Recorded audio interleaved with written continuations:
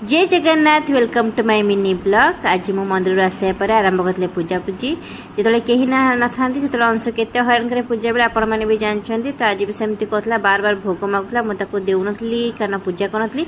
तो मुझे पूजा कर समय से केत लुचेक भोग खाई देखते कि डांस कर पछे देखी बहुत ही हसी। सूर्य पूजा सर आम दिजन जाक आसिक ब्रेकफास्ट करूँ। अंश को आग ब्रेकफास्ट कर तापरे से जेहेतु जीतला ता पापा ताको नेकी गले टिके बुली आनिया पई। तो से बुलिबा को गला मु लंच प्रिपेयर करथली। तापरे ऑफिस चली गले आम अंशुर मोर जेहेतु एकला थलु बहुत बोर होथलु। तो तार मोर दिजन सहित खेलुथलु। तापरे अंशुर गाधेपाधि सरिया परे मु ताको लंच करैथली। आम एठी दिजन टे गेल होथलु। तापरे ता पापा आसे पे से ता पापा पाखे टे गेल होइतला जेहेतु सोनुथला। तापरे आम दिजन जाक बसिक लंच करूँ। जदि आज मिनी ब्लॉग टी आपन मन भल लगी था तो निश्चित भाव लाइक करेंगे, शेयर करेंगे, सब्सक्राइब करेंगे। रोची जय जगन्नाथ।